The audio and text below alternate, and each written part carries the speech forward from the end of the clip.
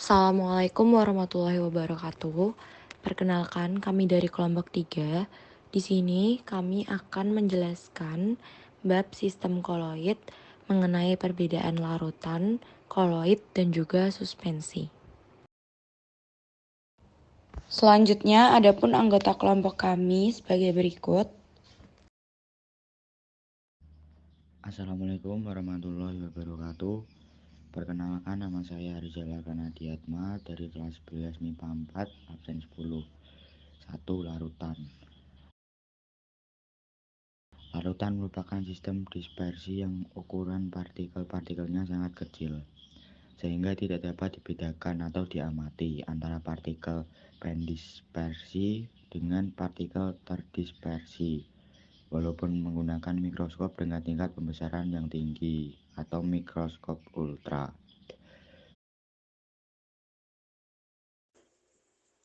Perkenalkan, saya Aulia Putri Minatasya, nomor absen 11.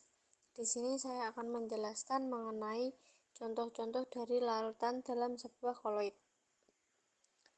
Yang pertama, ada air yang sudah ditambahkan gula.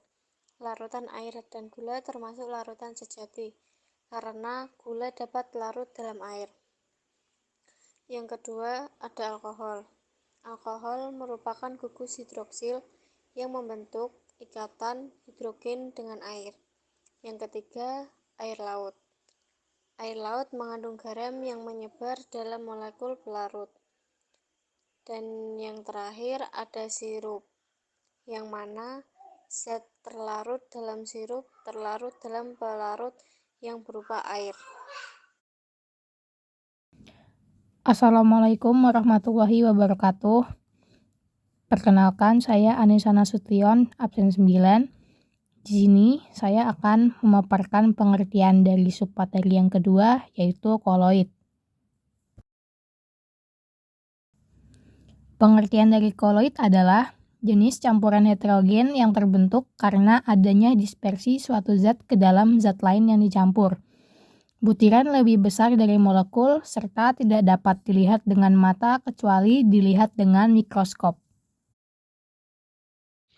Perkenalkan, nama saya Muhammad Leka, nomor absen 25.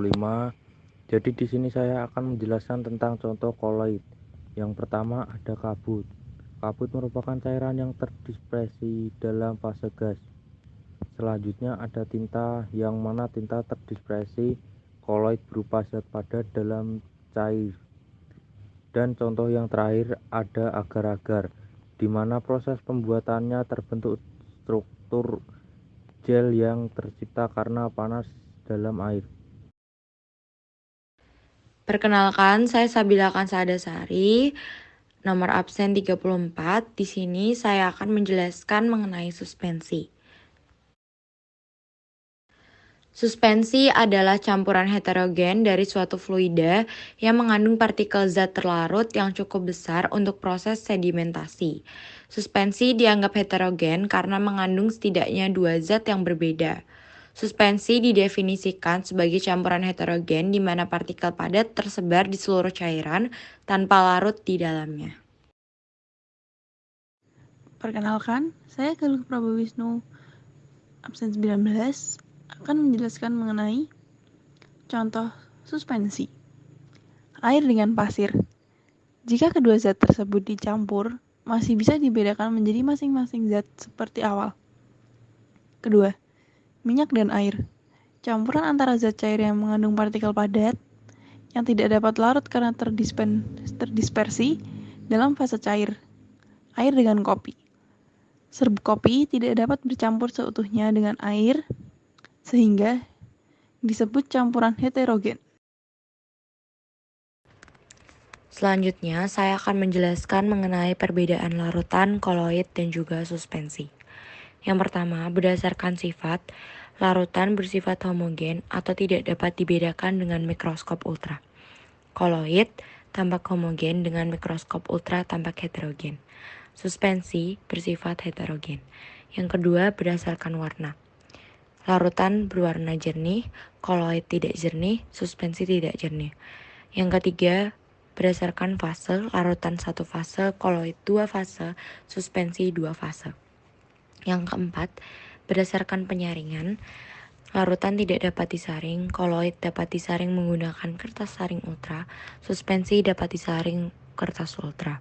Yang kelima, berdasarkan kestabilan, larutan stabil atau tidak mengendap, koloid umumnya stabil atau tidak mengendap, suspensi tidak stabil atau mengendap bila didiamkan.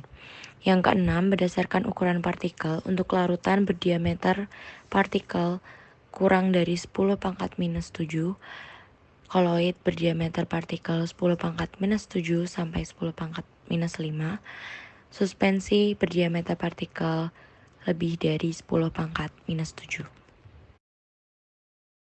Selanjutnya, saya akan memberikan contoh sistem koloid dalam kehidupan sehari-hari. Yang pertama, air kelapa. Tergolong ke dalam larutan. Air kelapa merupakan campuran homogen di mana zat terlarut menyebar merata dalam molekul pelarut. Yang kedua, santan. Tergolong ke dalam koloid. Dapat menjadi emulsi cair karena bantuan protein seperti albumin dan globulin sehingga menjadi koloid. Ketiga, teh celup. Tergolong ke dalam larutan. Campuran dua zat yang homogen sehingga kita tidak dapat membedakan lagi antara pelarut dan zat terlarut. Keempat, lumpur. Tergolong ke dalam suspensi. Lumpur di mana tanah dan lempung tersuspensi di air. Berikut dapat dilihat pembagian tugas dari anggota kelompok kami.